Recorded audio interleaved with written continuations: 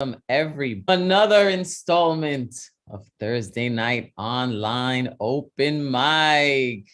Yes, okay. Welcome everybody. Look at all of these beautiful faces. Yes, the withdrawn is on the list tonight.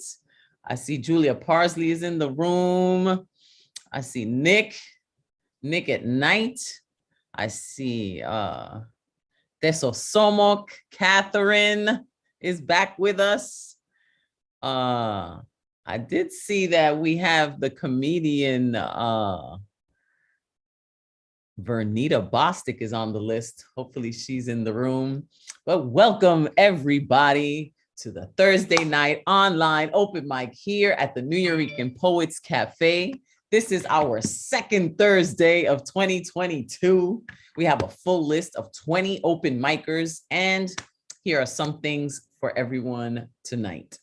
You all have 3 minutes to do your thing. I'm not going to be timing you, but 3 minutes to do your thing so we can get everybody on. And if you got some new shit to share, let us know, and we will say new shit. Even if it's not new shit, we will support you in whatever poetic, artistic shit it is. If it's your first time ever, please let me know. And if you want, I will sing you the Pop the Cherry song, which is kind of a way that we induct you into our Pandemic Poet Society. There is a good luck round at the end where anyone who did not make it on the official list, but who is in the chat room tonight, can get a chance to share 1 minute of their work with us. So write me up in the chat if you want a chance at bat, and I will post up those names later on in the program. Thursday night is notorious because just about anything goes. All styles are welcome, and we welcome the strange over the mundane any day. Poetry, music, comedy, monologues, even dance. We've even shared the screen to allow our performers to present one of their videos, so we might be able to do that for you too. This Saturday is Hybrid Night, hosted by our Monday night open mic advocate, Monday night host, advocate of words. He's going to be in person, live at the cafe. I'm not sure if I'll be able to be there in person because I do have some things, but I may surprise you. And because I've been actually in full development mode for my next one-woman show, From Poor to Rico, which is being presented at Ostos Center for the Arts and Culture on January 28th, 2 weeks from tomorrow night. And if this pandemic allows, it will be open to the public for free. I've been creating original music in collaboration with master percussionist Anthony Carrillo, who also gave me my first tabla percussion lesson. I love percussion very much. My first instrument was actually piano. I learned from a woman named Carol Gershenson here in the Bronx when I was 6 years old, from the age of 6 to 12. So I have that foundation in me, but percussion has been in my family as well. My cousin is Fania All-Star Eddie Montalvo. He's the conga player for Ruben Blades, whose hands can be heard in the most famous salsa song ever, Pedro Navaja. It opens up with that tuku taka tuku kuku. Those are my cousin's hands. And my daughter, who you met last week here, or who you may have seen performing in this month's Beatniks Night, which is the first Wednesday of every month, is also a drummer, along with being a singer, poet, artist. The blood is rich with arts and talent in my family, which has inspired me to extend my artistic family by hosting here at the Nuyorican Poets Cafe for over a decade. First, it was weekly in person, and because of this pandemic, weekly online. What the future holds is a mystery, but I'm so hopeful because of the connections we continue to make with this wonderful platform. So if you're not following me already, please follow me at La Bruja NYC. Check out my TikTok, check out my Twitter. Hey, Venmo me if you want. Some of you have been so generous and kind to do that. Subscribe to my YouTube, Caridad de la Luz page. I got videos there, my Facebook. But I would like to thank our sponsors, because without them, none of this is possible. National Endowment for the Arts, Council on the Arts, New York City Department of Cultural Affairs, Amazon Literary Partnership, New York Community Trust, And if you would like to make a donation to the cafe, visit nuyorican.org/contribute. A lot of you already have, and thank you so much. Thank you, really, seriously. So let's see all these beautiful faces that we have here before we get that list in the chat. I know everybody's asking, let me see. I do have a TikTok. Yes. I think you signed up in time. We shall see. Let me unmute all and say, what's good? What's good, y'all? All good. What's happening? What up? How y'all doing? What's up, everybody? Hola. Woo! Yes. Peace and love. How wonderful is that? Let me paste that. And there's the list in the chat, and it starts with Michael Sinler. Oh, let me mute everybody because somebody has some fuzz, some static. But Michael Sinler is first up in the list. Let me see. You don't see your name? Let me know what name that is, and maybe we'll put you on the good luck round. Thank you, everybody, once again for being here. And let's get it going, get it flowing. Michael Sinler. Okay. Oh, Right. It's not letting me. No, I hear you. Am I here? Okay. Great. Okay, great. Good to be back. Good to see everybody. Happy New Year to everybody who I haven't seen. So I'm going to go ahead and just do one last New Year poem for anybody I haven't seen. This is called Like Any Other Sunrise, New Year 2022. Rain turns white as winter flakes off into final hours. Fireworks sparks fuzz through midnight window. Car-shaped snow below. The street awaits the day like any other sunrise opening a year would do, creeping over the same horizon. Prairie shoulders hunch towards metropolis at dawn. Still wrapped mystery arrives. What cannot remain departs. No hand shaken or insult taken. Footprints disappear in drifts. Subtle flicker of daylight shifts. And I'm going to do one more that I just wrote, I guess, day before yesterday, maybe. It's called Ballooning. And the epigraph is, don't despair of this falling world, Jane Hirschfeld. It may seem as if our world is but a fragile, thin balloon, paper mache'd over with sticky strips of lies and hate, held together by plaster of platitudes. A pen poised, ready to pop the thin rubber membrane, leaving only a flimsy, frail rind with no warmth or color behind. But even without the inflated elastic husk, sweet breath of creation remains inside, working from within with artistic alchemy, legerdemain transformation of rough, raw surface, paper and paste metamorphose into softer substance, the green breath of life, the clear breath of truth, the prismatic breath of love. Curing cellulose orb warming from within, incubating filaments of newsprint turned to silken strands of rich moss holding dew, glistening growth with mercurial potential, new natural carpet on which to build better, pulling needed nutrients from inner ether, exhaled straight from lungs of love, true essence of expansive universe. That which knows no time but now, that which always finds the way to life, that which we must learn to breathe in and out as we lay ourselves across this new formed world, ballooning with promise. Okay, thank y'all very much. Thank you, Michael Sinler. And before I go, I would just like to go ahead and put in a word for lighthouseriders.org. Here in Denver and anywhere your computer can reach. So all kinds of great stuff, a lot of free events and workshops and classes. So once again, thank you all very much. Gracias a usted, Michael Sindler. Such a positive soul. Just so awesome. The Withdrawn is on the list. I see Generalissimo trying to get into the room. Oh no, Nick Paleologos is here. Nick at Night. I got your book. I got all of you guys' book. It's so cool. Let's see where you're at. Yeah, there you go. Right here. What up, everyone? How y'all doing? Y'all can hear me, right? I got a new mic and everything because, you know, Christmas and everything. So I was like, I'm going to treat myself and get a new mic and new headphones. Nice. Yes. It's working, Nick. Oh, awesome. All right. So I got two shorties for y'all tonight. I was working on an intro piece, so let's see if this one works, and then I'll go into another one.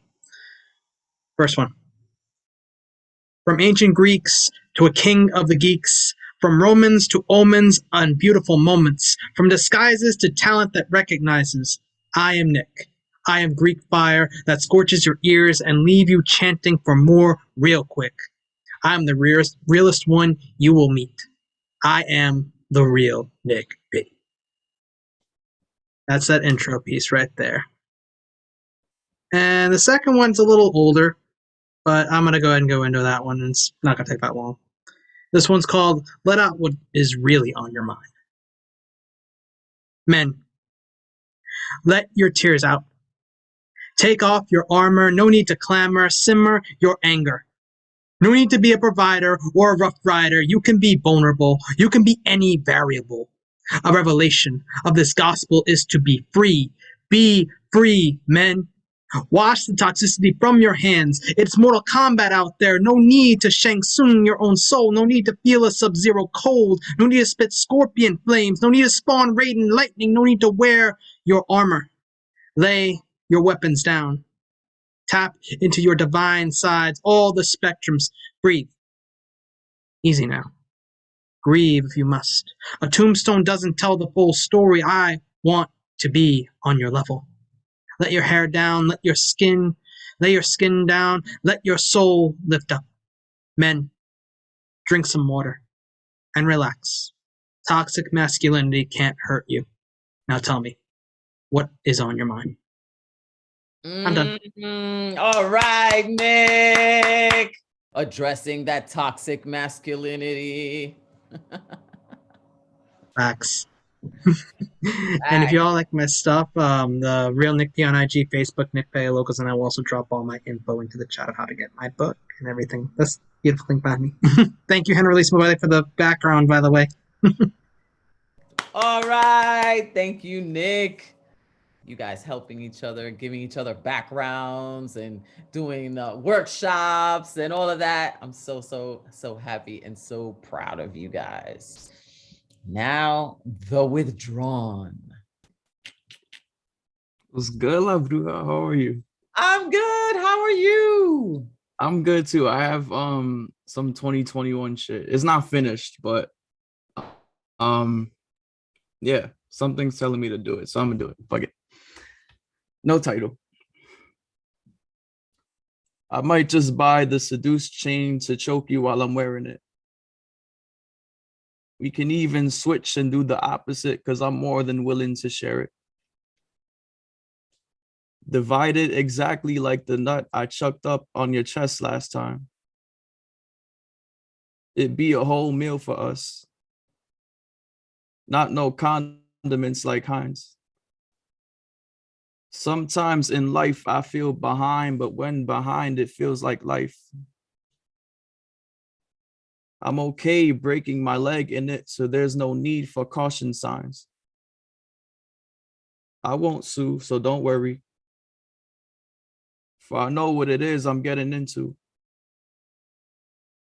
I just ask you also break my other leg, so I can really not stand being in you. On some angry-ish like, pussy so good I don't deserve to be up in here. Pussy so good, Santa ain't stopping by your house this year. Pussy so good, it could make the king of the jungle forget how to roar. Pussy so good, it got the power to bring back the dinosaurs. Thanksgiving was dope, but of you, I intend on having multiple plates. Even as I write this piece, my mouth waters because you insisted on making me wait. It is cool though, one more day. It's exciting like a hype beast authenticating a collab between Supreme and Bape.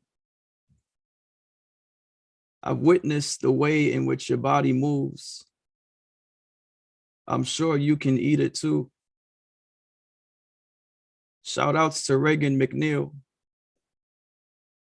But the exorcist really ain't got shit on you. I'll fight the demons if they disagree. Second thought, they'll probably try to bite my penis if I intervene. So maybe I should chill. Third thought, I'll throw the rock while no one's looking. Give someone else the role to fulfill. You eating yourself, man, that would definitely be sexy. Us eating you together. Now that sounds like something out of a wet dream. That's all I got right now. I'll finish it soon. Sounds like a mouthful.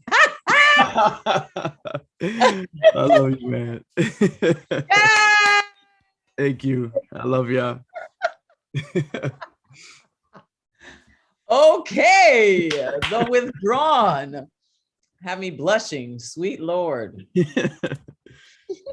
That's not just 2021 shit. That has been your whole trajectory has been very sexual. 1994 shit, we'll call it that. Thank you, Nicholas Correa, the withdrawn, doing his thing. All right, let's see how Monica Berger, metronome, can follow that up. What's good? Haven't seen you in a minute. Where are you, Monica? There you go. Hi, how are you? Good to see you. Good to see you. Hey. Yeah, I'm not going to be able to follow that. That's what I have is off. It's going to be the complete opposite of that. That's okay. We need balance. Yes. And here's the shoes for tonight. Damn, get it, girl. All right. So I'm on my phone. Oh, let me see. Oh, comfy. It's a crusty slipper. I love crusty slippers. Nice. All right. So I've never done this on my phone, so I apologize if I'm, anyway. All right. This piece is called Sunset. It was a big waste of time being with you. I tell myself I lived and learned, and now I know this will never happen again. I will be able to see the flags again and not go through, but it was just a big waste of time. I'm afraid wasting time wondering if being with you is true, but you were just biding time with no intention of the truth, just sucking me into the idolizing phase just to devalue me once again when my guard was down, when I was vulnerable to you, and when I woke up and saw the truth and walked away. Here you come again with your Hoover to try to suck me back in, and here is where the time-wasting cycle re-begins. It's just a numbers game to you. Who will match your opposite capacity of empathy? Who will fall for your jokes laced in manipulation, covered in self-loathing, a parasite sucking energetic supply, a personality identity snatcher? It was just a big waste of time and energy, no real reciprocation, just the illusion of the truth walking amongst us like you're one of us, no real justice, just the empty feeling left in my bones, the heavy realization that this is how you must feel all the time when you have no supply, the empty bottomless pit that not enough drug, sex, manipulated game could ever fill. I lie here trying to gain the lesson, but it was just a waste of time. And now I need time to gain my strength to get up again and gather my authentic self where my joy abides, and believe the truth that you're just a big waste of time, snapping photos of the sunset all the time as you snap my precious time, pretending you have the capacity of light. But those sunset shots are just a record of the time wasted on you. And now I sunset you, setting the sun on my wasted time with you. Ooh. Man, metronome, Monica Berger. Yo, you deal a lot with narcissism. Yes, I've dedicated my life to research this shit. No kidding. So third time's a charm. I'm done. I'm good. You know, I feel you. I feel like I am such a bad judge of character because like I want to see the best in people. And so, Yep. you know, love bombing feels so good. You know, it's just when that love bombing goes sour and the facade and the mask flies off and you're like, oh God, this is who they really are. Damn. Like, damn it. No kidding. Damn. I was hoping. Seriously. Yes. But the two books that saved my life, 3 Faces of Evil. And then she wrote another book, this author, that her role, and she had 4 narcissists in her life. And so, you know, it relieves the shame. But it's like, wow, she's my hero. Like the book was so enlightening and healing and all that. So yeah, I feel like anyway, I can go forever. But anyway, thank you. Thank you. Thank you, Monica Berger, Metronome Berger, keeping it on point with it because it's so true.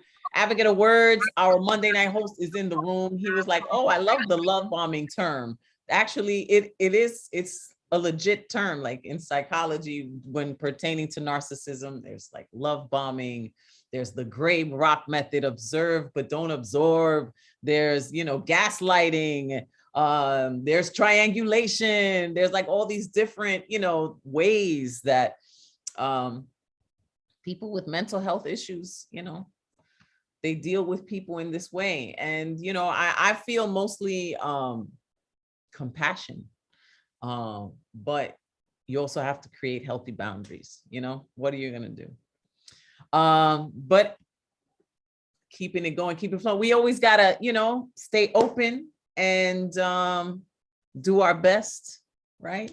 And be loving no matter what. Don't let those negative people or negative instances stop you from being loving. So let's keep it going on the loving tip. We have Catherine Baden in the room. Let's ask to unmute. Hi. Happy New Year, Bruja. It's great to see you, and Happy New Year to everybody. And I am reading something new. My name is pronounced Badan, but that's okay. Oh, I'm sorry. No, that's okay. I'll take it any way you say it. And anyway, this is new stuff, new shit, new gems, and this is about consumerism. And that's all I have to say. And it's called The Thirst Trap. And I've never done this before, so excuse me if I think it'll be okay. The Thirst Trap. I dance, I sing, and then I partake of what's yours, which is now mine. I have a thirst for what's yours, which is really mine. I heave and I hoe, and then I decide to take what's yours as it is sure to become mine. I have an unquenchable thirst for your things, your rings, your shiny new bling, like a crow landed on the windowsill of your room. I see what people have, and I want it, I want it, I want it now. My thirst is insatiable. I will go out of my way to get it. There are no limits to my desires, no limits to my acquiring of people, places, and things, everything illusory that this world has to offer. Give me your cars, your houses, your people, above all the people, because they constantly want and are always dissatisfied with their lot. Give me everything there is to have and ultimately claim. I have a bottomless pit of pride inside of me which cannot be contained. It cannot be sublimated or relayed by any other channel. I feel empty inside without the power to purchase and buy something pretty, something smelling of new leather, something indulgent and super glitzy. Above all, it has to be expensive to impress the best people. It has to be expensive to fill the hole in their souls. I'll take whatever you want to give me. Please give it to me now. I'll slip out with anything you'd like to give me. Yes, take it from your house. It doesn't belong to you anyway because it's mine, all mine. Don't you know I'm the thirst trap? Don't you know I'm the energy sap? I'll suck you dry until your tongue feels like welted parchment needing a cold, wet relief. But there is none. The relief never comes as there is no relief to the constantly, incessantly unsatisfied desires for people, places, and things. You may think you have some essence of control, but I am the only one who has control, and it's all over for you. It's all on you. I sweep it under the rug or hide it in the corner, and then I engage and find out what's yours, which ultimately becomes mine, all mine and only mine. It's the me, me, me dance, the me, me, me trance. And do you still think it will make you happy? Oh, my dears, you haven't a chance. I will rape you and suck you dry of any and all sensitivity, of any and all sensibilities. I will take your soul and wrap it in a small black box tied with a golden ribbon, keeping you alone and isolated just for me. I will keep you up on a shelf to display for the entire world to see, but you are still mine, and everything you own is also mine because I own you. I own your mind, your desires, your heart, your precious time. I am you and you are mine, always and forever, as long as you don't say never or try to run away. And if you attempt to dissuade me from my doing my work, I promise I will take not only what's yours, but also everything that belongs to all the people whom you care about in this world. I want, I need, I scourge. I feed on everything you have and want to see. You will never, no, never get away from me. I am your dancing, singing, spinning wheel of misfortune. I am your never satiated, always infatuated, deep well of materialistic greed. I am the thirst trap of your falsely corrupt imagined dreams. The hope that somehow when you get it, it's what you really need. It's the hope that what you take will somehow give you the sweet relief of having to live in this world, but it won't, and it never will. Only I can give you that. Only I can hand over your miserable desires and feel your obsessive grabbings at the pie. Who do you think you are anyway? Certainly not a spiritual soul. Oh no, you are nothing but a debased human thing without any goals other than to grovel for constant material consumption and amass. Do you see how we are all alike, you and I? And can you see how we will forever be joined and intertwined as what you want, I also want it. I will take it from you and add it to my ever-growing pile of cast-off accumulated things. But really, I am always looking out for you. I try to get you to see the truth, but you keep adding to the funeral pyre. The flames then have no choice but to burst higher and higher. I want what you want and everything you own because you know deep down inside it's really mine, and everything you own belongs to me, and I will take it. Catherine Badan. Yes, my dear. With the comeback poetry. Thank you for joining us again, for being awesome to be here. Thank you for having me. All right. Well, you know, that's one perspective, you know. What I realized is that, you know, ultimately what it's all rooted in is a lack of self-love, you know, like somewhere early trauma happens and we may deem ourselves unlovable. And so we create this persona, you know, and put that face out into the world. But here, this is where I try to, you know, just encourage everybody to be their authentic selves, to love yourselves, you know, to be able to be loving and create happiness from within on your own, you know, without needing to suck anybody else dry. That's, you know, that's the goal. Let's keep it going, keep it flowing. Let's see what's good with Vale Larkin. Hey. Hi. I just realized I'm immediately before Tez, and I felt bad because I was going to say, sorry if I sound a lot like Tez. I read this poem again after writing it within the past week and realized it sounds a lot like an academic paper I would have written in college. Okay. So we'll do that. It's based on the myth of Prometheus, who was a Greek titan sort of the gods before the major gods you'd know. And he was tortured for eternity for giving fire to mankind.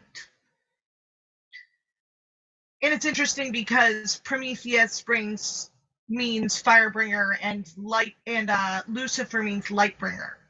So it's an interesting corollary there. Prometheus, deceiver. Beware of gods bearing false gifts, no matter what they call themselves.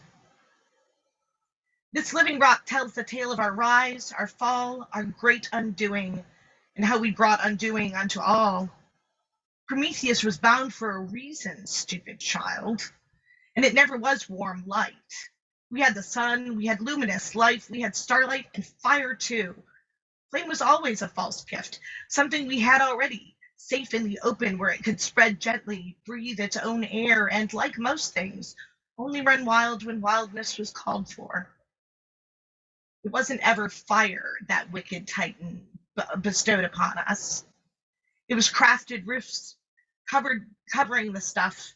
It was ventilation, the fable of outside. That crafty old liar always was so handy. 300,000 years ago, a family, the children of our youth, made their home underground. Their main cavern's roof still functions as a natural chimney. The walls of the cave are lacquered with layers of ash and soot and oil pollution from tens of millions worth of meals made, hands warmed, children and ancient ones comforted. The village thrived where others failed, but not from lack of flame. As it turns out, anything upright can grab a burning branch by the dull end. Fumes from poorly vented indoor fires kill more than 4 times as many humans as famine to this day. Prometheus Lightbringer knew it. This world is a bubble surrounded by space. Outside is not through the window, out the door, or up the chimney. Outside is the void. Inside is all that most of us will ever know. We never send smoke anywhere, really. Prometheus, Lightbringer, Lucifer, Breath Mage, but magic is sometimes another word for illusion, catalyst to all we have wrought, and oh how we have wrought for the flame, for the smoke, for the lie, for the lie, for the lie of shelter from all of our works.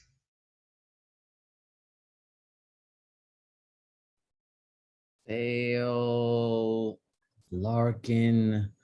You know, here in the Bronx was that horrible fire. Yeah, I heard about that. That was really terrible. They've had a lot of fires like that around the world in buildings like that. Yes. You know, the Bronx is notorious, and, you know, landlords that don't fix the buildings and make money from insurance, and there's just so many scams that people use, you know, and it's innocent people that suffer. Yeah, we got those slumlords, and, you know, even governmentally, like even World Trade Center, yo, like, but I digress. Thank you, Vale. Thank you so much for sharing. Tesosomo is up next. El Profesor, let's see what El Profesor has to say. Hola, Bruja. Hola, ¿cómo estás? Buenas noches. Buenas noches. All right, I'm going to hit you up with a piece titled Battle River. In a place far away in a forgotten corner of coastal California, where the ancient redwoods shelter what was unnamed from the Athabascan language Tolowa to the Smith River. For Jedediah Strong Smith, famed 75 years after his death as explorer, hunter, trapper, whose meanderings led to the 20-mile South Pass as the dominant point of crossing the continental divide. One of the few rivers in the waters of the US without a single dam along its entire course. inspiring love among conservationists and water hogs, a remnant of the National Wild Scenic River Program. The river drains the 719 square mile rugged area of the Western Klamath Mountains and the Northern California Coast Ranges. Rivers perform their gravitational duties of moving flotsam and jetsam to the mouth of the Pacific Ocean. Maritime law distinguishes between jetsam and flotsam by the interference of human beings. Jetsam is the unwanted materials of goods thrown overboard and washed ashore. These items can be claimed as property. Flotsam was not property privileged, and it's treated as fair game, typically wreckage, washed up, abandoned remains, who once mastered the waters. At one time, the salmon and the steelhead feasted in the serpentine waters drenched with coagulated blood from the massacre of the Tolowa-speaking natives. California once sanctioned bounties of $5 for the scalps of Native Americans. In 1850, California law made it legal to declare any jobless Indian a vagrant, then auction his services off for up to 4 months, permitted whites to force Indian children to work for them until they were 18, provided the permission of what they called a friend was obtained first to be released. This is why you hear the Mexican oil farm workers in California in broken English start off with, "Hey, my friend." Permissible banishment of 1850, the colonial cow, arboric and aric fever swarmed in 1853, the Yontoket. The river murmurs and gusts and bellows, the haunting words of Elder Bomelin, half in English and half in Tolowa. The flames of the burning houses grew even higher, with even the children being thrown to their deaths. Native American historian Benjamin Madley called this the deadliest massacre in American history. The river became the spiritual redeemer for people like Sam McVeigh, who collected his $5 bounty on the skull from the county of Del Norte. Was it flotsam with the damming, with puffy, bloated bodies? Was it jetsam, discarded property into the river to be washed away, to wash away the collective guilt? The river gorged and swelled with burnt bodies and dismembered, defenseless torsos.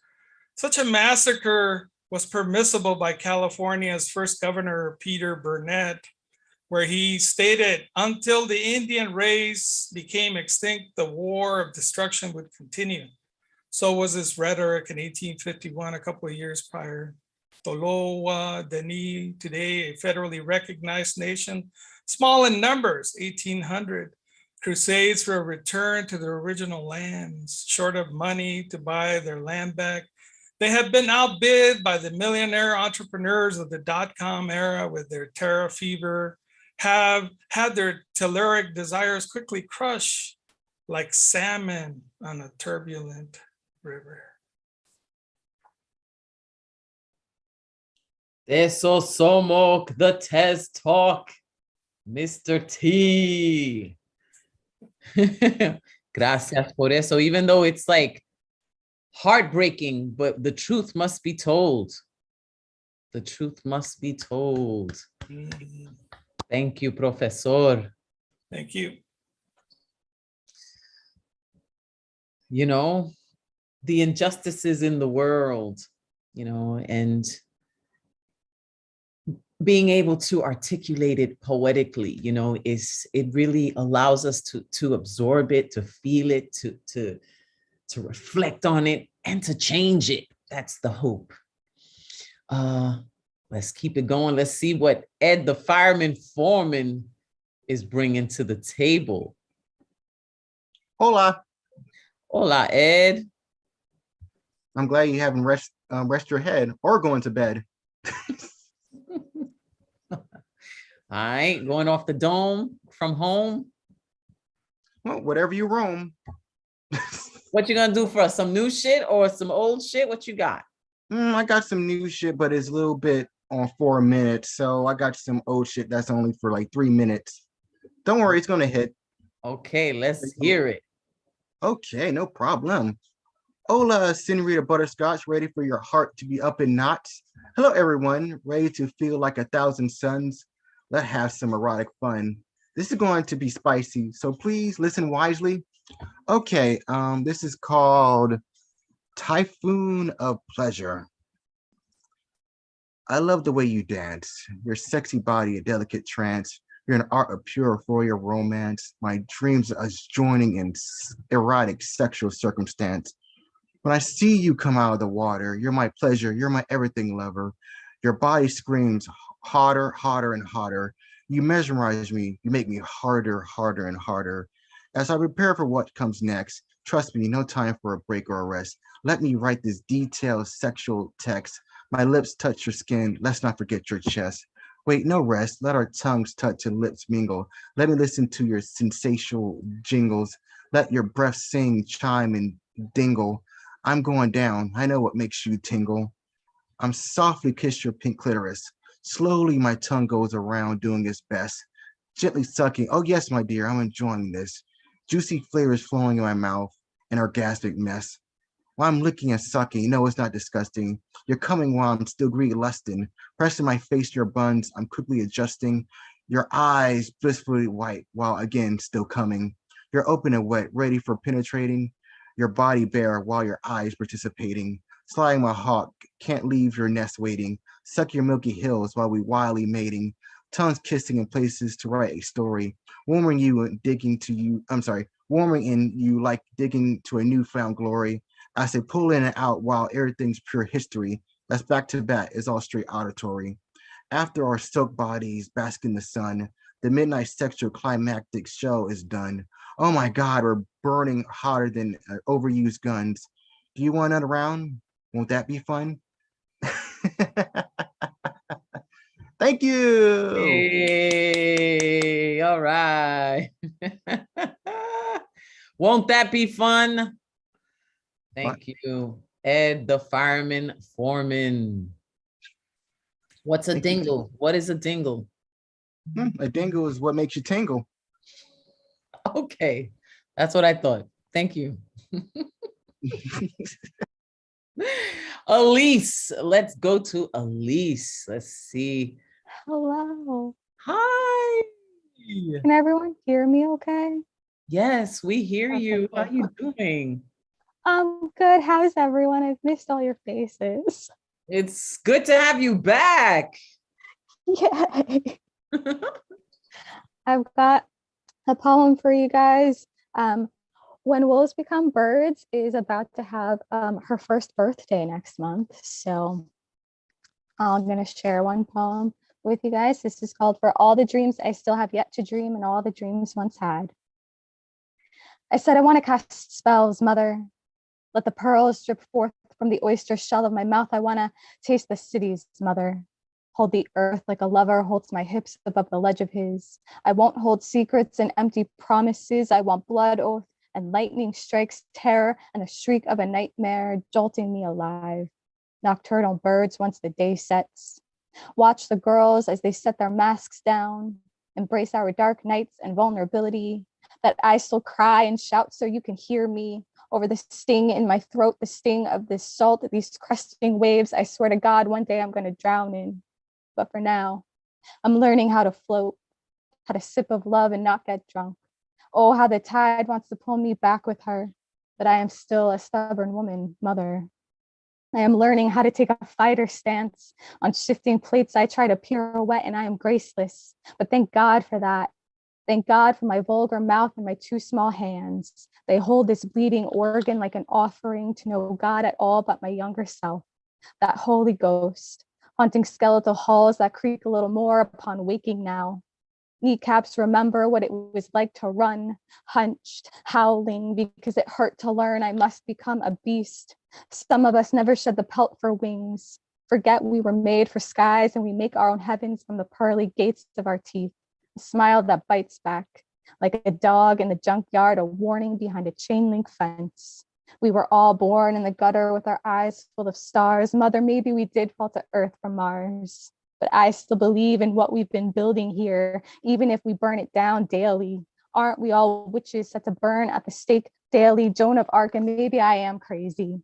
Crazy as my feet levitate from the grass, as I dance and spin righteous, divine like a dervish. I spin in the grass, and the dew wets my cheeks. I think I'm crying. For all the lost souls who once held mad dreams, foaming like the seashore at the mouth of their bays. There is no jetty jagged enough to break my wake. Oh, I am dreaming, Mother. Do not attempt to wake me. Thank you. Yes, Elise. Beautiful poetry. You know, I love that witchy stuff, creating spells and all of that. Thank you so much for sharing. You can see all the love you're getting in the chat too. Woo! Yes, Elise, thank you, thank you, thank you. Keep creating those spells. Words are powerful. That's why I chose to call myself La Bruja, because I know the power of words, and the words that we speak to each other, the words that we speak to ourselves, we really do create magic. Speaking of magic, let's see what's good with Nick Diaz, who's going to be featuring this Saturday. Yes, I will. It was good, Bruja. How are you? Good. Good to see you. Yes, you too. I'm here with my mama Duke. She's a big fan as well. Say hi, Mom. Hey, hola, mommy. Yay. It's my first and original fan, you know. Yeah, so what was I gonna say? I forgot. But I'm excited to be here tonight. And I have a piece. I was gonna perform something else, but there's like a lot of narcissist talk, and a lot of my work right now has been dealing with like my own woes with disconnecting, disentangling from someone who's a narcissist. So I'm gonna do some shit. I performed it at my first time performing Monday night. So I'm gonna do it again. So some of y'all probably heard this before. So it is changing climates. Changing climates. Polluting my soul with the noxious fumes of your fuckery. You're toxic, corrosive to the touch. You've laid waste to my love ore, hurt me to my core, ignored, depleted, and sore from the exploitation, penetration, denigration of my self-love, my principal piece, a virus, a leech, puckering its lascivious lips on the left side of my chest, sowing seeds of doubt and unrest that leave me pressed, incensed, depressed from the scope and scale of your con. Gingerly, you scoop out chunks of my heart that gape wider than holes in the ozone with a mere shift in tone. I should have known, I should have known, I should have known. But I settled for bad company rather than be alone. Perhaps I should own my own part in this climate crisis of self. Save the planet Nick from catastrophe, but I'm stuck, feeling only tears stream down my face, hotter than wildfires, burning more than acid rain. God, please spare me of this pain. Let the end come quick, not this slow and steady suffering. Nick. Ooh. Thank you. So yeah, you can follow me at Iconic. I'm gonna be there on Saturday. I got another workshop on Sunday with Dominican Writers Association. So yeah, pull up if you want. But I can't wait to see everybody in person this weekend. Wonderful. Thank you, Nick. You know, that poem hit. You could see it in the chat too. Everybody's feeling it. I mean, the more we become aware of it and the more, you know, we are able to love ourselves enough to create the boundary, you know, the better. And hopefully, you know, the golden age of Aquarius is coming. And we're supposed to go into this phase of, you know, enlightenment, you know, so I feel like, you know, we're creating the words for the world to live into, you know, this awareness, you know, of what is toxic, and what is really love. And, you know, we create this work and we grow, we learn, and hopefully those people that are the ones that perpetuate this toxicity will enlighten as well. I have hope for that. I have hope for everybody. And speaking of hope, I was hoping Vernita would join us again on a Thursday. Vernita Bostic, our hello. Yes, it's been a minute. It has been too long. Where are you? There you go. Yay, Vernita. Hey, everybody. All right, so I'm going to do a little comedy for you guys. I'm sure we all need it. I'm not going to talk about narcissism in my set. As I've walked away from comedy for a little bit, it feels good to be back. I actually have a show in Brooklyn on Monday, and I'm excited about it because it's in person, but I'm also kind of nervous too, because the last time I drove to Brooklyn, I got lost. I was driving around the same dark ass neighborhood for like 20 minutes and couldn't find out where I was supposed to perform. And the thing that scared me the most is I realized during that whole trip that I had not seen one Hasidic Jew. And that's what I need to feel comfortable in Brooklyn. You understand what I'm saying? You know, like how celebrities have requirements in their dressing room and before they perform, like I think I heard J-Lo has to have green M&Ms or some shit. Like I'm going to start making a requirement list for my performance. You know what I'm saying? Like my requirement is going to be, I'm only performing if it's in a gentrified area. Because if you can't offer me a Hasidic Jew, Whole Foods, or somewhere where they sell vegan milkshakes where you can have grass, you know, and for lunch or for dinner, like I want no parts of it. And it's like, I'm not getting paid anyway. I'm coming for a drink ticket. So I got to pay $15 to go across the bridge and then come back in a red. Like it's ridiculous. I don't even like comedy that much. Like it's not even that serious. But this has been a tough year and a half for a lot of us. Shit, it was rough for me before the pandemic even got here. Because 6 months before COVID, my boyfriend of 3 years passed away, and I lost weight, and I wasn't even trying to. Right? They say when you get in a relationship, you gain happy weight. Well, I must have been ecstatic because I gained 30 pounds. And if you break that down, that's 10 pounds for each year that we were together. Right? And I was looking good, y'all. I was feeling like Nicki Minaj or Cardi V out in these streets. I was like without the surgery though, you know what I'm saying? Like au natural. Like I was feeling myself one day that I threw out all my small underwear and I only bought mediums. And I bought a couple of larges too, because I was preparing for my future body, you know, in case BET Uncut comes back. For you millenniums, you can do like you usually do. Just Google this shit. I only got 2 more minutes left, you know. Don't have time for explanation in my set. But a week later, he passes away. So I stop eating. Eventually, I lose all the weight. And now for the past 2 years, I've been walking around with loose thongs and low self-esteem. And that is not the way to live. It is just not the way to live. And I wasn't ready to go back to work either, because employers never give you enough time to properly mourn over your loved ones. I remember calling my job and telling them what happened. And they said that I only had 3 bereavement days. And I was like, 3 days, that's it? I'm like, bitch, I lost my boyfriend, not my job. Like, have some respect, you know, put some respect on his name. And what makes it worse is you actually have to show proof in order to be approved for those days. Because she said, Miss Bostic, when you get back to work, you need to bring us a copy of the program from the funeral. I was on the phone like, I don't need to bring you shit, okay? I said, I'm gonna give you his name. You can go on his Facebook page and see when he stopped posting. Okay, because that should be enough proof for you. Don't bother me, bitch. I'm grieving. Read the room, Diane. Read the room. Thank you, guys. That's my time. Vernita Boston. Yes. Vernita is back. Gonna do it live in Brooklyn. Ooh, I got lost in Brooklyn too. Shoot. And I'm from the Bronx. I'll be like, what the hell, Brooklyn?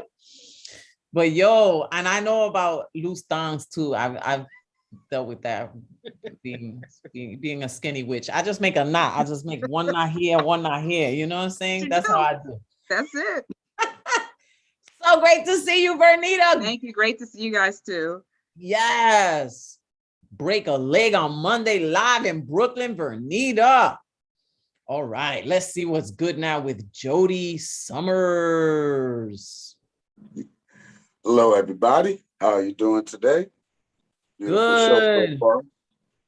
So, what's up, Jodie? Remember, let's keep it at 3 minutes, okay? I want to hear you. Yeah. Yes. So, new shit or dealing with narcissists? Ooh, what do you guys want? New shit or narcissists? Put it in the chat real quick. Anyone? New shit. I see one for new shit. I see narcissist. Oh, one more. New shit or narcissist? Narcissist is the tiebreaker. All righty. So this piece is called Thin as Skin. It's part of my childhood trauma series. Let's begin. Peace. I am tired of falling in love. Yes, I am tired of falling in love. I just want someone I can trust. Someone that is not going to instantly look at me and find a way to deceive me or cure the scars that someone else has put on their heart. I've fallen down too many cracks and crevices, tripped over too many dark spaces and places that tried to keep the light, the light from my heart. It's just understanding that I need. The time and patience it takes to learn our individual needs. Give up the damage we incurred from bad gardeners who pruned us to fit their specific needs. But I really am tired of falling. It's like I've been on an epic roller coaster of downward proportions, spiraling through relationship after relationship, trying to find some specific seed, trying to heal what I felt was missing from within me, trying to cover up those specific flaws other people saw and pointed out with deadly accuracy. And now I'm just here floating, not even attempting to reach out to the branches that say they may want to save me, blissfully hitting terminal velocity as I escape the path of all those that did not deserve me, free floating as I fall to the edges of my inner soul, waiting, yes, waiting on the foundation that will never let me go. Someone that will hold me so tight that the pieces of this war-torn, beaten, bruised, lied to, manipulated, and taken, yes, taken for granted heart will beat like it used to.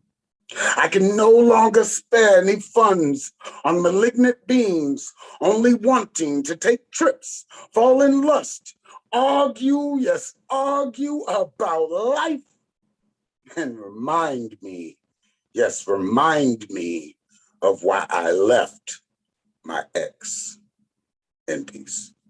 Oh, Jodie Summers, thank you. Ooh, that shit hit. Shout out to Toledo, Ohio. Thank you so much. That really, really hits, man, right? Falling into lust and then the arguments and oh my gosh.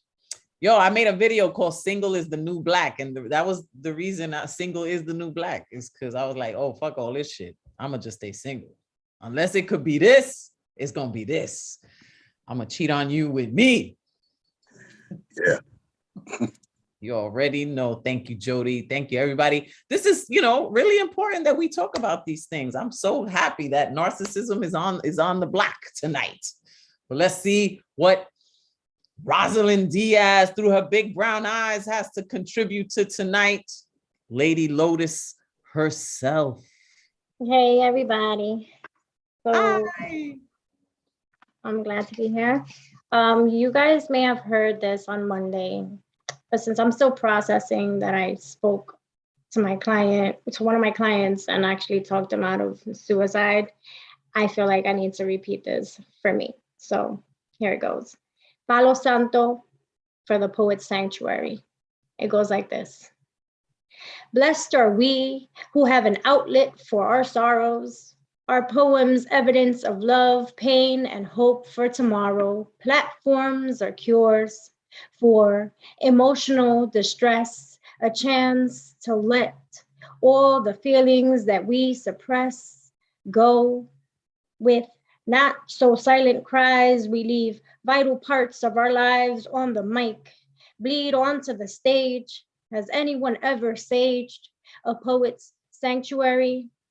We are sometimes hero or maybe masochist, though misfortune makes for a good peace. Now she can't sleep because she talked somebody out of dying, at least for today. Good night, sweet poet.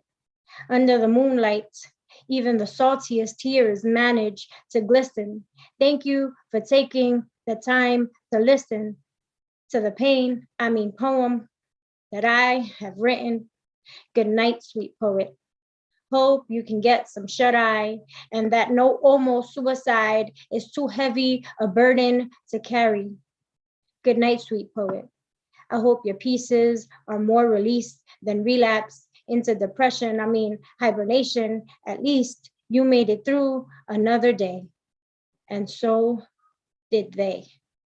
Maybe it doesn't feel like a victory. Still, you're allowed to get some sleep. So good night, sweet poet. Go the fuck to sleep. End poem. Oh!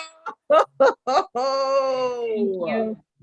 Thank you, Rosalind, through her big brown eyes. Oh my God, saging the sanctuary, a poet's sanctuary. And the good night, sweet poet, coming from Monday night, host, advocate of words, how he closes up his nights. Yeah, sometimes you just have to say good night. Beautiful work as always. Now let's see what's good with Kaila, aka Tukaya. Hola, la bruja. Hola, querida, ¿cómo estás? Bien, bien. I'm so good. I'm so happy to be here. Happy birthday, la bruja. I'm gonna bring it back for Ray Jane because we're getting closer and closer to the 21st. So happy birthday again. Oh my, you're the best. Thank you so much, sweetheart. And hello, poet family. I have two pieces tonight, a short one. Also, I am on unceded Tongva land tonight. Trigger warning for addiction and eating disorders also. The only thing bigger than your fears are your dreams. You can heal yourself at any time. When you get overwhelmed, Creator can flow through you and heal everything you've judged as a flaw. Keep practicing the art of moving forward to heal. Keep practicing the art of moving forward. Keep practicing the art of moving. Practice, practice, practice. It doesn't make perfect. Practice makes peaceful. And this is Cupcake Poem. That first one is kind of like things that I write to myself when I relapse into behaviors that aren't good for me. So that the healing was first. This is why it's needed. Cupcake Poem. Eating cupcakes and running a marathon. Somehow I live between both worlds. One of austere discipline, the other a waterfall of cravings and impulses. I find myself wanting the cool comfort of frosting, sprinkles, moist, moist cake to soothe my fractured spirit. This year has been lessons unbound, so much to learn and let go of, so much to love and hold on to. I love food. I love what nourishes me and keeps my body strong. I've also used it to cope for most of my life. Meditation is so much more powerful than the momentary comfort of that cupcake, but sometimes I choose the cupcake. Other times I choose the miles to run and run and run until I find my strength again. I do not fault myself for this anymore. I have come to terms with forgiving my old ways and embracing new ones, and I try to eat intuitively, but sometimes my mind wears intuition's disguise and says the cupcake will heal everything if I just eat it.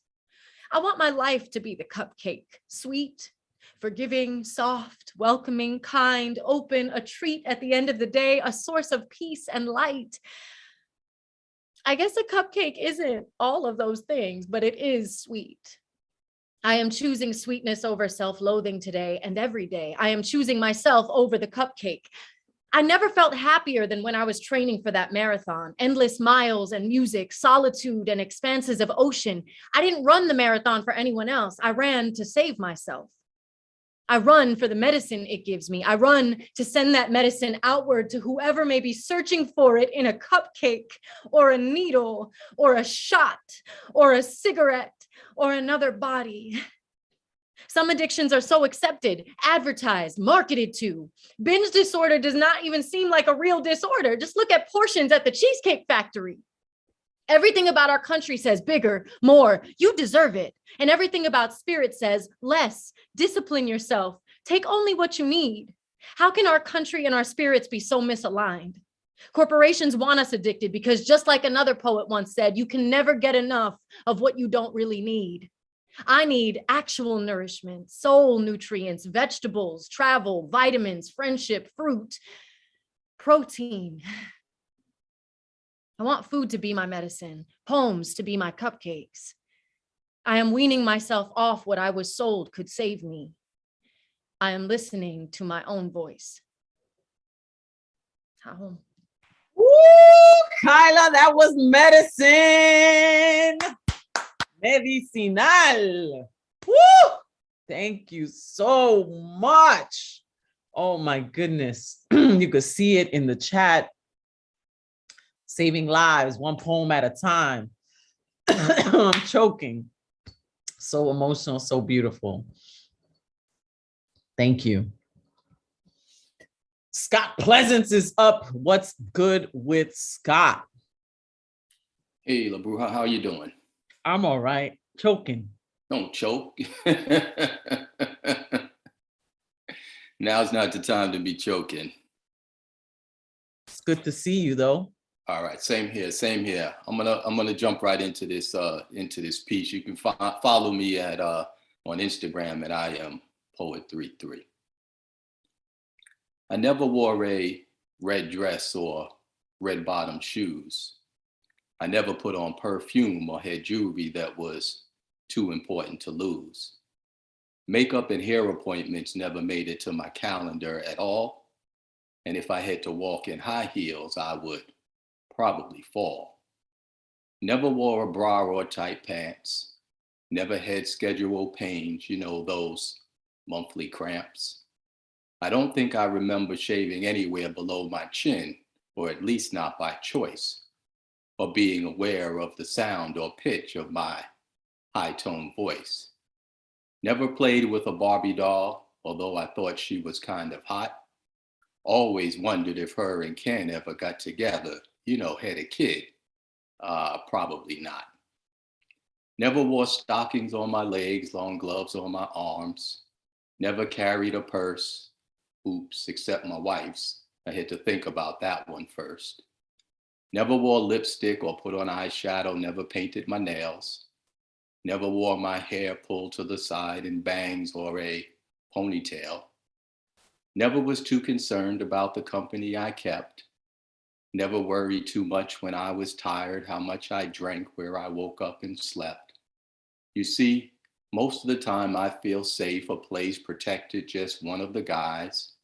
But the other night when you came home alone, your eyes told no lies. A bit distraught of sort, you had lost all your power. As I listened to anguish being played to the tune of raindrops in the shower. Never did you appear the same.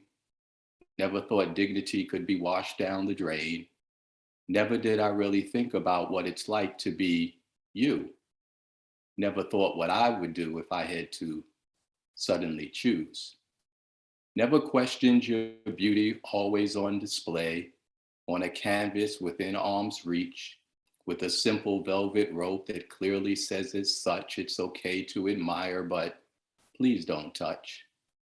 Never wiped tears from your eyes again. Never understood the cry, the wounds on the outside with violated scars that bore to your core. Deep below was fear that surfaced that tear that made its way down your cheek towards the now tainted walls of your chest. Never thought I would listen to God whisper and say, let's rest. Never would I hear your call again. My friend, so sorry. In peace. Scott Pleasance. Woo! Thank you for that poem. You got it. Putting yourself in someone else's shoes. Absolutely. Such an important thing to do. If only everyone could, you know. That was so, yes, it was touching. Unmesh Mohikar, you could see it in the chat. Yeah, it crept up on us. So emotional. Thank you. Thank you. Great to see you again here on a Thursday night, Scott Pleasant. All right. Thank you for this. Thank you for the space as usual. All right. Beautifully done. Tanish is with us. Made it in on time. Let's hear from Tanish. Hey, Brew. I guess I will wish you happy birthday too until. So sweet. I love it. Thank you. I was trying to find what I had just read, but I couldn't find it. So I guess I'll just read the earlier version of it. They don't have titles. We begin as seeds, fertilized, we grow, we were always trees. Sprouting into the world through our mother's cave, we will always be trees, living after we die, breathing, regrowing with the seasons as we change. If we're lucky and we know ourselves, our purpose, origins, earth, we won't scream as we surrender to Mother Nature. Oh man, that was so beautiful. Honey Lung. Tanish. We were old trees. Thank you. So I have like this other one, and I really wish I could find it, but it's an earlier version. So it's, I am the love you dare to find in the forgotten corners of your mind, in the alleys where the street lamps flicker over two souls invisible to everyone but themselves, who could never forget each other while you walk back from work. Sorry, this is bad. I am the love in an unbreakable bond that heals the wounded heart traumatized by others, loneliness and its own loathing. I am the love in the white dove, fluttering nature's peace, gurgling a coo to those afraid of love but listen anyway. I am love pure and simple, in the limp of a wounded limbic system, in the space that tries to cover the tendon, worn between the joints of two bones. The love in the spaces where you dare to look. Find me there. I'm smoking, inhaling your sins to give to earth. Thank you. Tanish, that was so beautiful. And you know, you apologize midway. No need to apologize. It was perfect, perfect, as is, just like you. Thank you. You too. Love you. Mwah. Beautiful, beautiful, beautiful work, beautiful words, beautiful thoughts, beautiful souls. Telling you. I wanted to let Maurice, and I don't know if it's Mikael or Michelle, if we're doing pretty good timing, so the good luck round may extend to 2 more names, but the good luck round is happening, and now we will go to one of our favorites, Unmesh Mohikar. Hello, love, Bruja, and happy birthday. Thank you. Okay, here we go. I just wrote this, so hot new shit. So let me start. Silence. You can never rinse, never wash it away. It sticks on you forever. No one to ask, nobody will know, but the silence will keep on making tumultuous noise inside you. Noise which will never subside. No reason, no pity, no revenge, no repentance. Everybody has done it. Silent sins, sitting on the attic of your mind, looking oh, lot of dust has gathered. Still like a sleeping snake, sometimes they move, wait for the right time, for someone to come and do the dusting, cleaning, then they start shining. Their shine blinding the window blinds, ripping off the covers, feathers in the pillow, flying all over, mixing with the molecules of air, occupying your lung, fangs biting, bomb of repentance, dinosaur of regret, road roller of remorse, you lying flat on the stony cold road, the sun burning your body. Silent sins boiling violently under your skin, waiting for the right moment to strike. Raise your hand if there is anyone without sin among you, if there is anyone without sin among you. Thank you.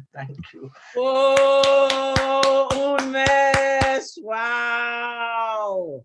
Boiling under the skin when that snake bites. Oh, fire new shit all the way from India. Thank you, Unmesh. Thank you. And please do join me on Saturday, 9 p.m. India time. That is 10:30 a.m. New York time for Let's Unmesh Life. Unmeshing your life. Yes, let's unmesh life. I think that's like a great way to like really talk about like disentanglement, you know, because entanglement was like the word. I think Jada made that. Entanglement made that word, but let's unmesh life. Let's get disentangled from the negativity, stay creative, all that good stuff. Thank you, sir. Thank you. I don't see Cephology in the room. Cephology, if you are here, let me know. But we're gonna go to Tabitha in the meantime. Let's see what's good. Hey, Bruja. Hey, how you doing? I'm good. It's a pleasure to see you. It's a pleasure to be here. Thank you. Yes, my BX baby. What's good? I'm doing good. I got some new shit. New shit. Let's hear it. I'm here for it. Amen. Okay, I'm gonna jump it. Some days people don't want to write. A heart so heavy, how the fuck do you lift a pen? I spent all my mornings thinking, how could I provide? I purposely passed 2 to save 3. The center of fulfillment has shed rapidly. And though I love a front that rings thin, I hate the uncertainty of her day. Counting copper while silver linings pour over me. And on some days, he parts the grays waiting for me to arrive. Holding hand, I know he's tired. I reach within to see who he searched for. Mornings leave nights just to greet me. Head so low it touches floor, and now the man that stands distant angers with me. I throw 2 over my shoulder while he watches. Break feet with land in hopes of bringing home some bread.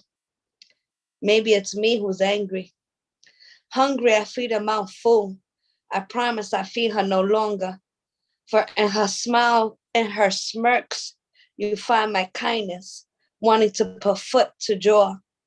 I try to leave that part, the one that has me arriving at someone else's door. Package label, remember how they have forgotten you? We toss.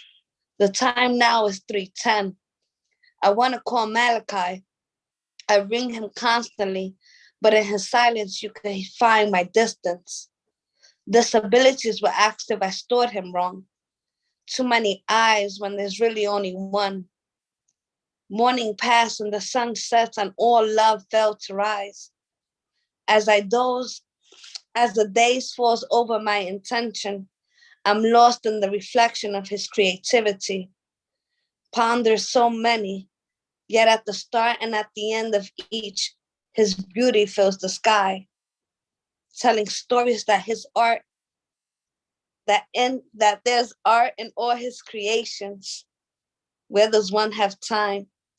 Holding love and healing in one hand, he paints direction in the other, and peace. Tabitha! That was fire. His beauty fills the sky. So, so beautiful. Thank you, Tabitha, for sharing your new shit with us. Thank you, Bruja. Mwah! Woo! So awesome. You guys are tremendous. I hope you do know this. And if you don't, you are. Okay, Generalissimo, Brian Franco. Let's go with Generalissimo. Hola, la bruja. Hola, ¿cómo estás? Happy birthday. And como está? I'd be a mess, baby. But today is a very special day because it be your birthday, right? Well, it's next week, but everybody is celebrating me and I'm so happy. Did you get your birthday haiku yet? No, not yet. Light up the candles on the poet's birthday cake. Celebrate her smile. Oh, well, next week I will bring a cake. I'm gonna eat it in front of all of you. A cupcake, a donut. I'm gonna do it all. And so let's see what we have for you. Did I put this in here? Yeah, so I just found out that this is getting published in a anthology called Beauty is in the Eye of the Beholder. It's called Flora Seductress.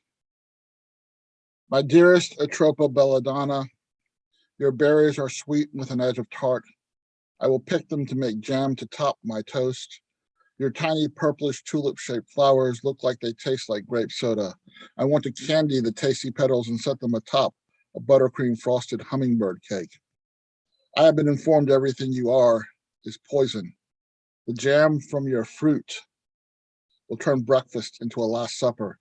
Your pretty petals will turn my birthday cake into funeral fare. I am seduced by your sweet appearance and innocent disposition. You may just be the death of me. This is a haiku that I pulled out of the archives. The reason cats and dogs eat their vomit. Poetry is like brain puke that's too tasty for the brain to savor. Incarnations of beaches. When I walk the beach, apparitions of my former self often walk with me.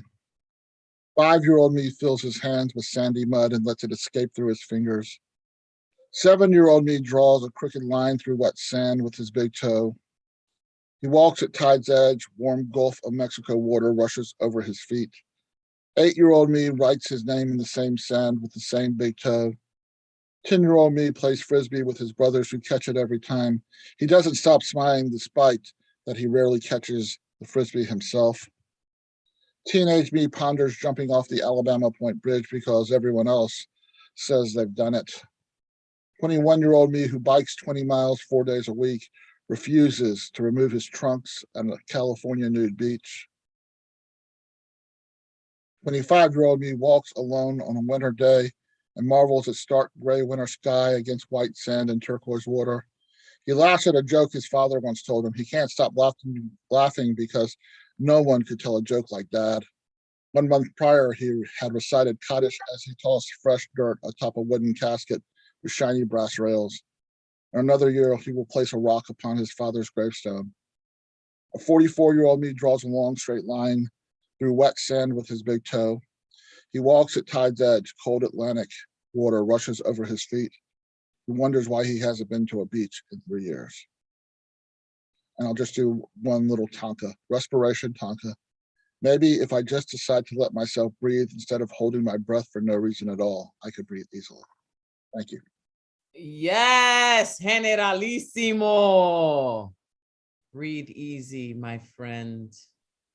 Thank you, thank you, thank you for your poetry, for your haikus, for your tankas.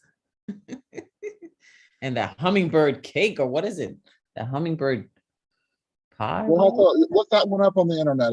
It's a Southern cake, and I actually have never had it before, but it's just something that I know about. I want to know about that hummingbird cake. Thank you, Generalissimo.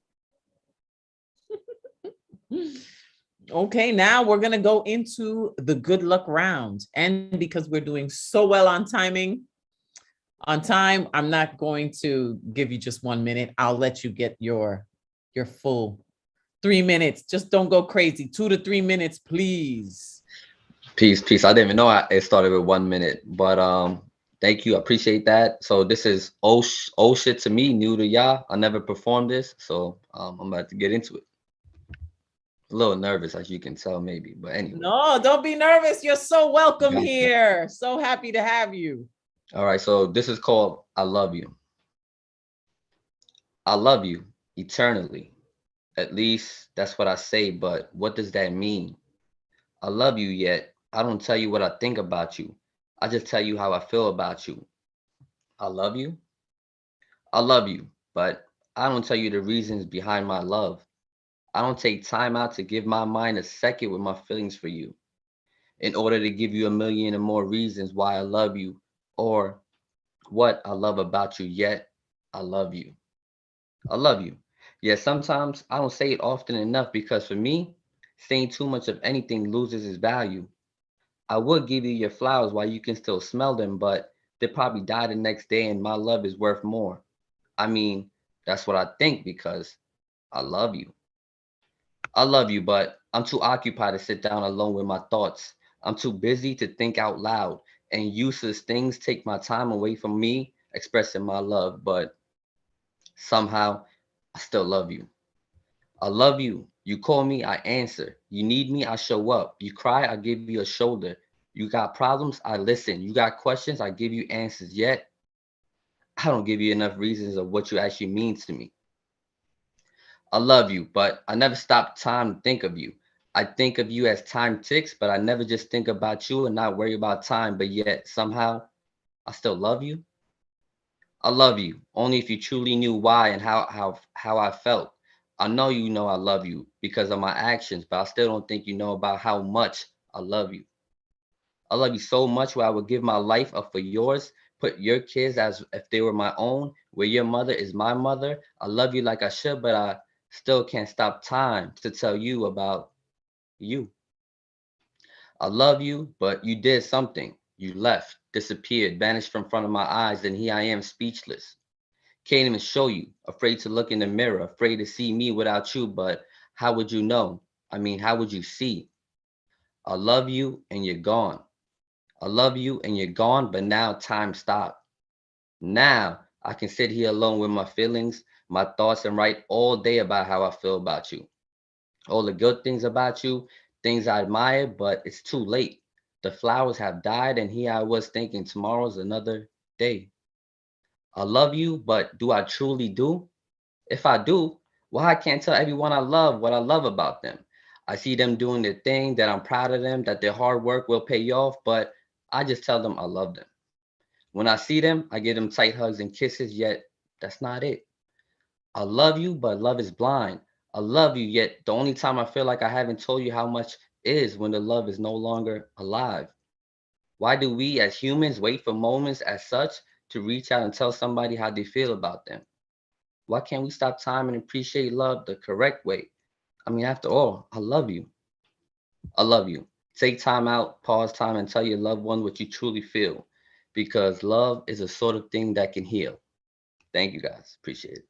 I know that's maybe a little too long, but No, that was great. We love that poem. Tell me your name. Pronounce your name for me. My name is Rohel. Rohel, one of us. Thank you for being with us this Thursday. That was tremendous. Thank you. Appreciate it. Thank you, guys. Please come back. Live up to you guys. Will do. Much love, guys. Peace. Much love. You know, I've had the experience where I've been told that I'm loved, but I knew that it was a manipulation. They were just trying to get me to say, I love you. So like, I knew it wasn't love and it felt mad fake. And I would just be like, thank you. But I knew that it wasn't love, because then it started turning controlling, and it started, it started being negative, and you could feel the difference. Love, real love, allows you to be free, allows you to be, that's real love. Love also is when you're happy for someone, whether they're with you or not, that's real love. No attachment, like no possession, real love. And now let's show some real love to the reason we even call this the good luck round. Give it up for Ron. Yes, that was one of the sweetest gestures when you changed the name to Good Luck Round. Amazing. And I'm not gonna wish you a happy birthday because I don't know, maybe there is a superstition if you wish it 1 week early. So I don't want to jinx you. But right? I don't know. Maybe it's bad luck or something like this. I don't know. For witches, anything that's bad luck for everybody else, for witches is good luck. So don't worry. Okay, happy birthday, It's like, no, wait. I'll go to the hybrid on Saturday. Maybe I'll wear your mask that I bought from you and I wore last month, or the New Rican Poets Cafe that I bought. So I don't know yet, which one Oh, Ron is repping beautifully. I got to support you guys, but yeah, I'll be there this Saturday, obviously helping Advocate on the back end. I want to give a shout out also to Roslyn Diaz and Brian Franco. They right before this open mic, they featured at a virtual book talk with me at Bronx Art and Fun Hub. This was what a great program. Thank you so much for doing that. I have a very short, 1.5-minute poem. I may have read it here before a few months ago, but Advocate, a reminder for everyone, he is putting together the anthology of any poem that you read either on Mondays or Thursdays, as long as you know the date. So I'm going to write it down. I'm reading it here again. And it is called Shine On. Shine on, writer. Have courage. Shine your light. Pull out your deepest thoughts and don't be afraid to write. Even if you don't see light in everything you do, keep writing. It will free you. It will make you, you. Don't be afraid to pen down silly or happy or serious lines. Others may not understand, but at least you will be out of your own confines. Spread your love, reveal your hurt, shine your cure as best as you can. Your fearlessness may be the medicine or remedy for another woman or man. Be confident, be smart, be resilient, and keep going. Never ever worry or think of stopping or slowing. Of course, take a rest when needed to recharge and refuel your light.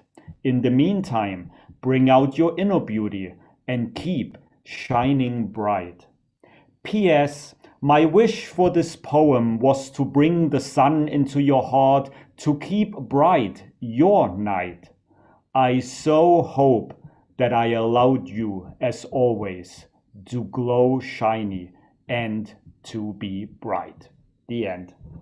Yes, Ron. So positive, so loving, so wonderful. Thank you, Ron. So lovely. You can, so positive. Like, how can you not feel that? It's just like a warm hug. Well, and you got to be positive. I signed up last night. I didn't realize I didn't make it on the list. Thank goodness for your good round, like, hey, I made it, That's right. Yes, and a quick, I saw one question in the chat just coming up. The anthology I was referring to is the one that Advocate is planning for all of us, the deadline by April, where we can submit our poetry that we have previously performed here on Mondays or Thursdays up to April. So I encourage everyone, as long as you remember the day that you performed it, submit it in, get it out. This is the avenue for this, the venue. So thank you, La Brua, and thank you, Advocate. Appreciate you guys. Yes, you are so welcome. Yes, do that. Listen, do it. Share that work. Find your performance. Get it out there. Get that work out there. Thank you. All right, let's see what's good. Ron, Ron, thank you. I see the mask. Thank you. I still got those masks. If anybody wants a Bruja mask, hit me up. They're 20. Go to a good cause. Let's see what's good with Thomas Connor. What's up, Bruja? What's going on? Hey! I'm surprised. No kung fu jokes. I was just waiting for it. Hey! That's why I paused. I wanted to hear the new one, but it didn't come. No, I was gonna see if you go too long. I was gonna karate chop you off. No, just kidding. Now do your thing. Do your thing, man. Wow. Qué cosa. Qué cosa. So I wrote this in my niece's workshop just before this. Karina G. Lopez. Y'all need to check her out. She's on Eventbrite. That's your niece? Yeah. Oh, I know her. That's how she got into writing with me. Wow, look at that. What a wonderful thing. Yeah, we're more like brother and sister because she's close to me in age. Wow, yep. That is so beautiful. So you got some new shit. Let's hear it. Yep. I don't come from timid women. No unsilent Valkyries in my home. Cantankerous, righteous queens. The men in my house outnumbered and outgunned. Wild West and East Flatbush. No tumbleweed on the asphalt. Just concrete dented and broken, brown stains, crevices, and stale blood. We dashing, jumping over casings that adore the sewer plates. Sundays, Saturdays, sometimes more than just lit. Mommy with bags in hands. Me and my boys run to help. Gracias, hijo, dijo ella. En sonrisa y toque de su mano. Mami, me haces falta. End poem. Thomas, the strong women in your family have made a good man. Thank you. Appreciate that. Thank you. Thomas Connor, everybody. Beautifully done, beautifully. Thank you. Paz y amor. Paz y amor para todos ustedes. Yep. Okay, now let's hear from Joski C. Some music tonight. Hola, Bruja. Hola, Joski. And blessings to Deneen, who joined the room. So I guess I have time for a song. Yeah, you got time. Do your thing. All right. So tonight I sing for the beautiful Deneen. And this is a song that I can only play in Januaries. It's some old shit. And this is called January Afternoon.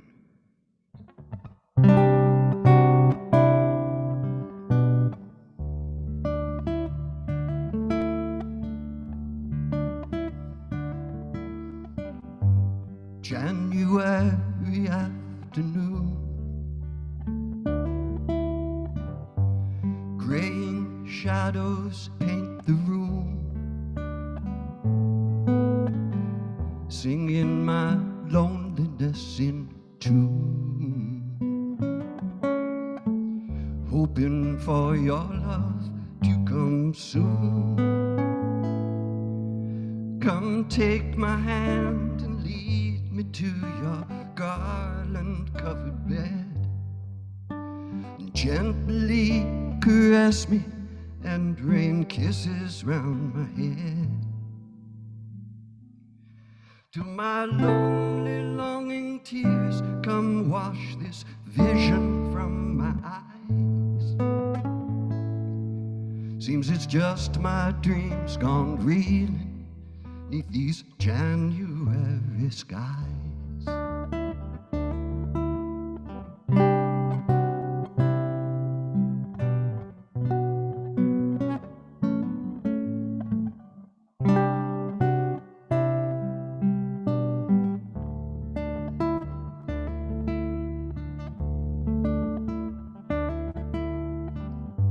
Strong, proud sister, can't you see?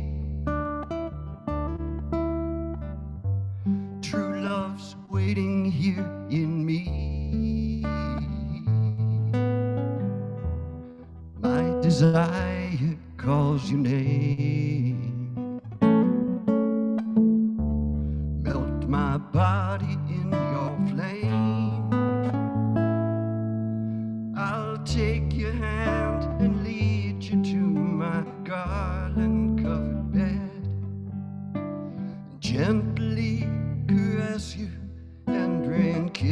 arms around your head, till my grateful tears come falling, rolling gently down your breast,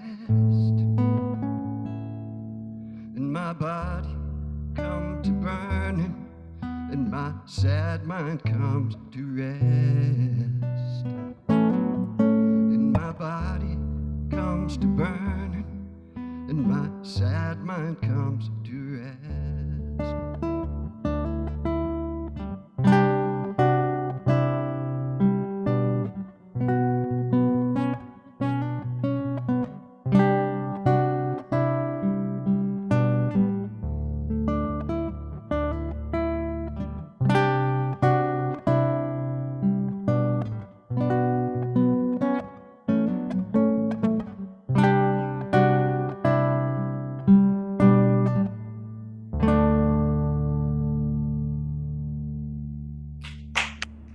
Broski, see, that was so beautiful.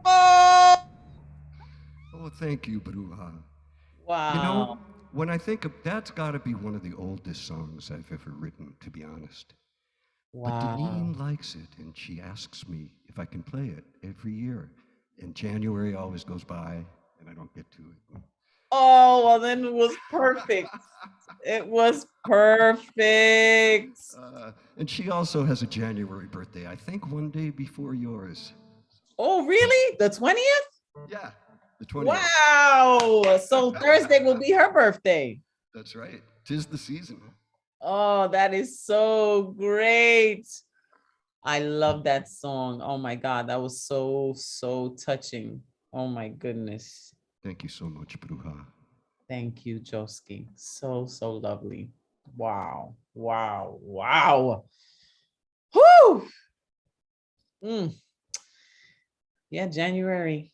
January is a very, it's a magical month. First month of the year.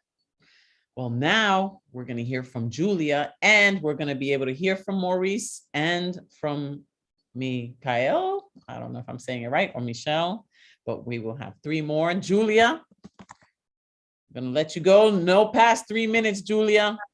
And I'll just start off with what I'm reading. Let me give you a bit of a preface. You all know me pretty well by now, so you can know about my life. My mother is a narcissistic psychopath and a pedophile, and she wants to kill me. I have a restraining order against her, but it ends next week. So I've been having the worst month ever. I can't eat because I'm terrified. I feel like I have an expiration date on my head. But you know what? I just got to keep going. So I wrote this poem of anger that I'm going to read to you called I'm Not Sorry. Does she ever reach out to you? That was the question the hairdresser asked me when I told her my mother is a psychopath who wants to kill me, who I have a restraining order against, who I had to fight tooth and nail to escape and be free for the first time. Why would you ask me that? Why would I ever want that? Why do you automatically revoke my own consent and assume that it's the abuser's say and think that it would ever be something I would ever want to reflect on? I don't know what to say. I still don't. That night I went home and cried and dissociated, trying to avoid having to get angry over the obvious disrespect, obvious disrespect, obvious disrespect. I still talk to the friend who didn't believe me when I told her about the abuse. It was one of the worst things you can do to me, one of the single most fucked up things you can do to me. She knows that, I told her. But sometimes she still tries to justify how unbelievable the whole thing is, which isn't okay. I deserve better. But instead I cry on Instagram about how the only person who seemed to give me what I deserved told me he never cared about me and that I was an inconvenience. And to the rest of the people I've known, I've never seemed to matter enough for them to respect me and care enough to go, wow, that's horrific and you deserve to be free. No. The elementary school principal laughed in my face when he found out I had panic attacks from abuse and threats and did nothing. And the hack therapist my mother hired to gaslight me told me, a child, that I deserved the abuse. High school teacher told me I deserved it too, like some kind of birthright. And my own friend didn't believe me, tells me I have a pessimistic outlook on the world. There's a story that I forget the name of about a kid, about a utopia on the day of a huge party for the whole town, but not the kid, for the whole town. And at one point in the story, you find out about the kid. You find out that there is a kid in the decrepit basement of one of the buildings, chained up and emaciated and miserable. And no one cares because everyone else is happy. No one acknowledges this kid. And the kid believes it is his duty to be miserable so that the others can be happy. I read that in high school and it stuck with me these 7 years. It's okay. It's okay. Believing me would make you uncomfy. It's okay. Of course you don't want to think about it. It's upsetting to admit to yourself that something terrible would have happened. It's okay. Turn your face away. It's okay. Turn away and pretend I don't exist. It's okay. Everyone is inclined to do so, right? I should be okay with that. Of course, you don't want to look at me emaciated in the basement because then you might feel guilty and empathy feel for me. So no, turn away. And I let you. I smiled and swan dove into the abyss and told myself I was doing something noble as I set myself on fire and suffered and tortured myself, because if I'd let myself have nice things, I'd have to admit that I deserve more from others. So I let others define what I deserve so that it all fit. And I dove into that abyss and made it my lover so that I could be comfy here and not inconvenience you. No, you will look and witness me. You see, that's the thing about dying stars. When you put that much fire under that much compression, it explodes and vaporizes entire planets. And the thing they didn't tell you about the kid in the basement is that after the party, he came upstairs and ate everyone. Because the deeper you dive, the more pieces of yourself you lose until it all collapses in and becomes inverted and distorted and rips itself outward in a burst of deadly light, supernova of rage. You become a monster if you dive too deep. You become a monster, or you climb out of the hell you married. I will not make it easy for you. My existence makes you uncomfortable and pops the bubble of your perfect childhood. Well, I'm not going to make it my responsibility to keep the illusion going for you. My existence makes you uncomfortable. That's not my problem. You can't ignore the kid in the basement. Look me in the eyes and tell me you're sorry and feel a small fraction of what I felt for a split second, because if I can do it for 20 years, you can do it for 1 second. You owe me that. Tell me you're sorry, because I sure as hell am fucking not. That's it. Wow. Julia, I'm so glad that you have had the courage to survive this long and this far, and I wish you just so much, safety and however it is you're going to deal with this coming forward. We send you love. I send you love and light, and we got your back. Thank you, Julia, for sharing. Thank you so much. Yeah, you can see it in the chat. To deal with something like that. But let's see what happens, and however we can help you, we will. Okay, Maurice. Let's see what's good with Maurice. Hello. Hey. Hello. How you Hi. doing? Oh man, La Bruja. How you doing, man? That was deep, yo. That last poem. Shout out to Julia, yo, for even just spitting that, cause that was, woof. Right. Oh man. How you doing, Maurice? Where are you tonight? I'm from Brooklyn. Feel me? Reside in Brooklyn. Feel me? I'm gonna share a little piece. This poem I wrote was probably last year, I think. No, it was during 2020. Basically, I had lost all my poetry and my grandfather at the same time. So basically, I wrote this poem as a startup, just to get back in my flow of things, because a creator is always going to create. So you feel me? So the title is called Notes, and without further ado, it's gonna go like this. Reflecting on the inside, forever searching out, flexing her insides, fuck, cool, gaining tout. Note, skillful, I play it, lay down, cool, fuck, shaded, insert expletive, mama, I made it, she won't believe I did, who next? It is?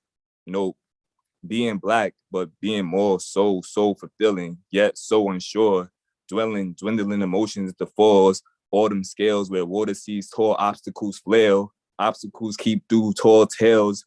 I am water. Drip, drop, don't stop. Smoking on the cookie in the note. I was the ad, special ad, eddying for me help, yet so special sad. They want credit for something I said, but all I speak is truth. Remedies to the bread. Loyalty is that root. Can't notice if you ahead. Nope. This for who? This for me. See me shine bright. No star, pun Kyrie. This sun really think you urging me to rectify your trajectories on my skills before I kill you with this pen, forever zen. Paper for that matter, gravity is back. You know you can't stand ya. Let her know, let alone stand up. May the force be with you in all of its nature. Man, that boy dope. He a creator. Nope. Give me a shape up for shorty taste buds. Lace up. Bump that Isaiah Rashad. Stuck in the mud. Hoes dreaming before we break up. I'm single solo though. I'm a hoe. I'm a dreamer. I'm a staker. Nothing hit better than the feeling when you wake up. Cause at the end of the day, you gotta get your cake up. Blessed and bake up. 4-7. Nope. For a poem I spoke, manifesting your beings. 10 toes your oath. 1. Maurice, loyalty is the root. Yes. Thank you guys. Thank you for having me. This is dope. This is a dope experience. Shout out to all the poets that went before me. It was just a cool experience just to see this, cause like, man, I'm just happy to be here. Thank you. You did it. You are so welcome, Maurice. Thank you. And thank you for holding a spot for me, because I had technical difficulties, and for me, again, thank you so much. And shout out to your birthday next week. Happy Soul Day. Thank you. Thank you. Thank you. No doubt. It's an honor and a pleasure for me to be able to do this. Really, it really is. I started on an open mic at the New York Poets Cafe in 1996. And since then, this has been my life. This is my life, and holding space for all of you is so important to me because I know how it transformed my life. So I want to always be able to do that for all of you. So right. Thank you again. You. All right. Maurice out of Brooklyn doing his thing. Back again. All right. One of us. And now to close out the evening, ladies and gentlemen, Mikael.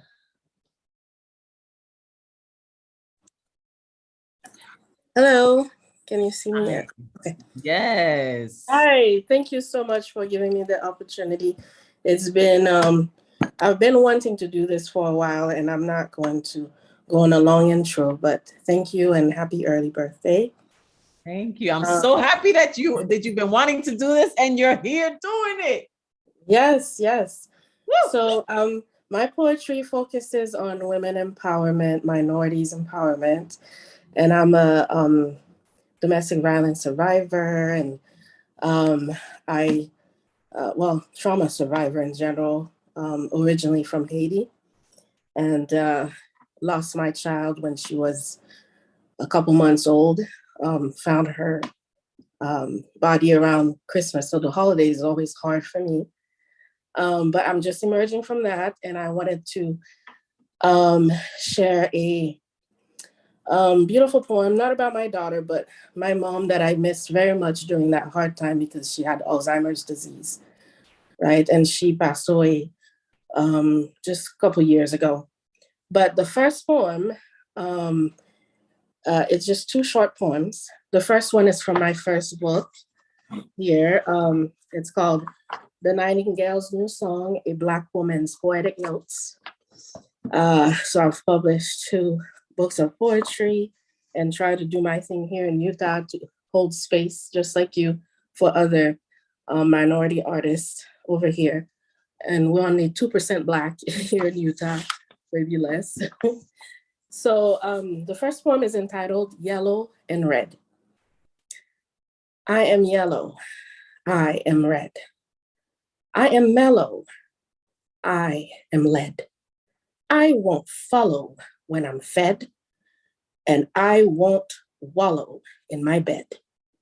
I am yellow like the morrow, and I'm red from where I bled.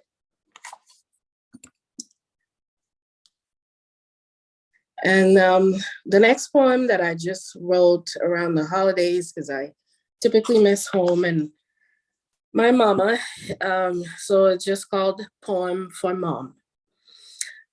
I called you Mom, but you are so much more than a measly 3-letter word.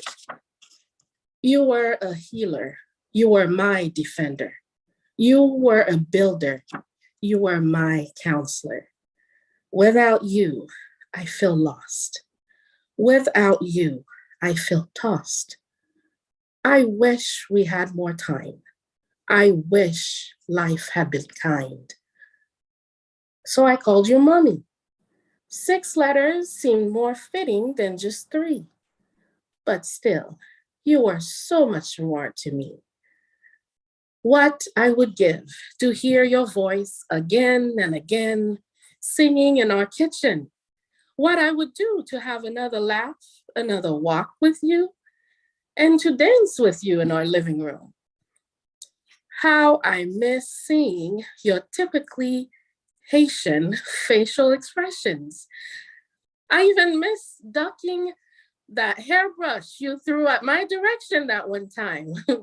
It broke your mirror, but somehow I was the one responsible for shattering it. They called you diplomat, but I called you artist. You were no doormat and quite charismatic. So I called you mamita. It seemed more endearing because you were my anchor, my friend and role model. Mom, you were my home.